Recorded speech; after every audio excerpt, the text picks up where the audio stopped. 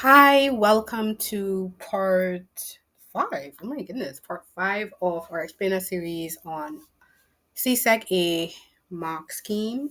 All right.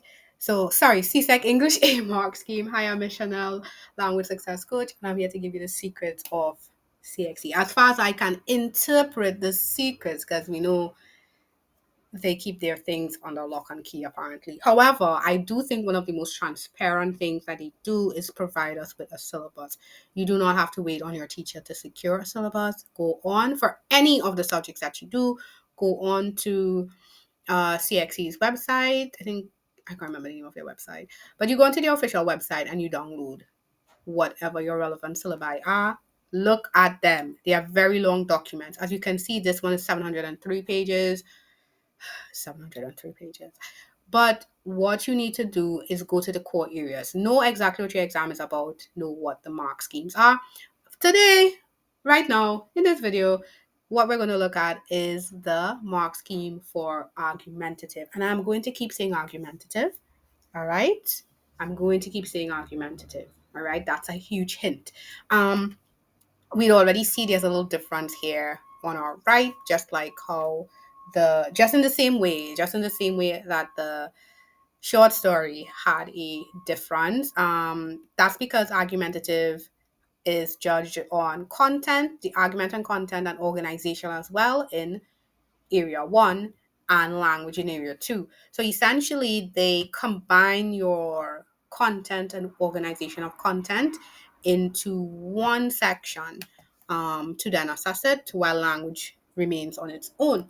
All right. And we still have our three bands that are on the left, our incompetence, competence, and superiority. They are not playing with that. We have our description in the middle, and we have our um, subcategories at the side. So that means content and org of content will get you 15 marks total, and language is 10 marks total. So we're going to dive into this and see how this goes. Now, I think this is actually one of the easiest questions to do. Don't come at me, don't come at me, don't come at me. I know.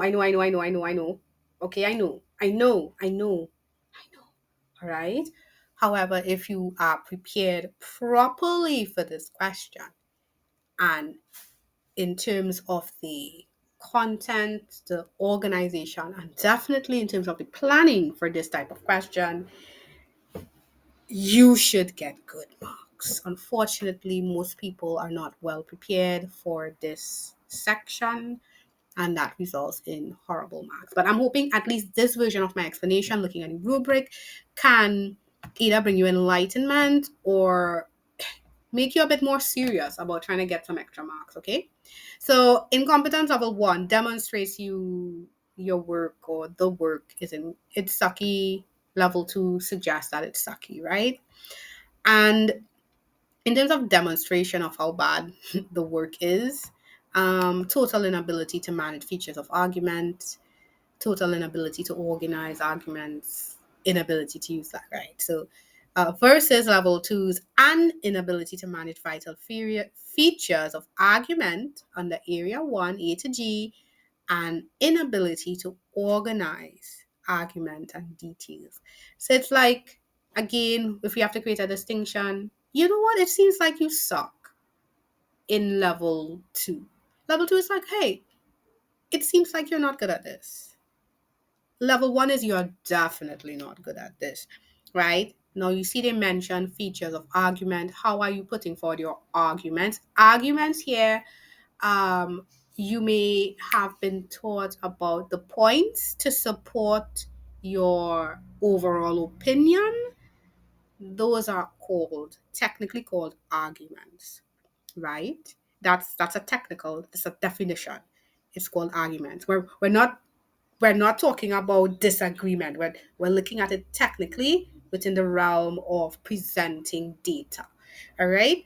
So if it is you have your points, but you're not really giving me information in a way that makes sense, that's letting me see your viewpoint and I still don't know what you're talking about, incompetence. All right. In terms of marks, if we're looking at content and org under area 1 for level 1 incompetence, 0 to 3. And for level 2, 4 to 5. These are not really good marks. We don't want to be here. For language, it's 0 to 1 in incompetence, level 1, and level 2 is 1 to 3. So there's 1 twice here, guys. So that 1 could end you. We could go either way, right? We don't want to be in the incompetent band, right? And to be honest, I don't really want you in level 3 competence. I would like you guys at least to be in level 4 competence. Because if you get there, it's a lot easier to hit that superiority mark. But competence, a lot easier to be. Competence, level 3 suggests that you've got competence. Level 4 demonstrates that you've got competence. And again, they're going to be attacking your, sorry, assessing. I'm saying attacking, my bad. But they're going to be assessing your ability to manage arguments, to present your arguments.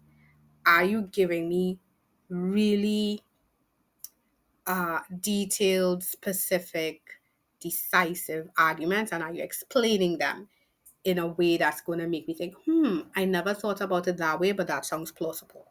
All right. So level 3 is inconsistent. All right. You're not clearly staying probably all the time on the same side. All right. I've seen that happen before. A lot of people tend to, it happens for some reason in this. You pick your side, you're saying, I don't like the color purple. But then for some reason, you mention purple is the color of royalty. And you make it sound good. And you make it sound like I should get purple. But your point is purple socks. Inconsistent. Some ability to organize arguments and details. So you're saying, okay, I mean, not so bad. And language is some accuracy, some effectiveness, but with some inconsistencies in accurate usage. So we're very we're very unstable in terms of our language, right?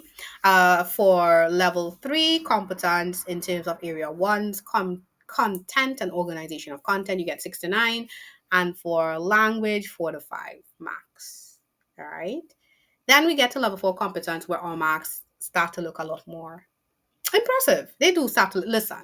You may not like it, but level 4 competence in any of these questions in paper 2 is where the impressive writing lives.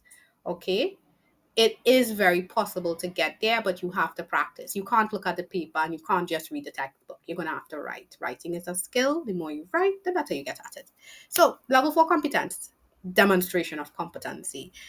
Good management of argument and content as indicated in area 1's A to G. If you want to see what area 1 A to G is, part 1 of this video will help, this video series.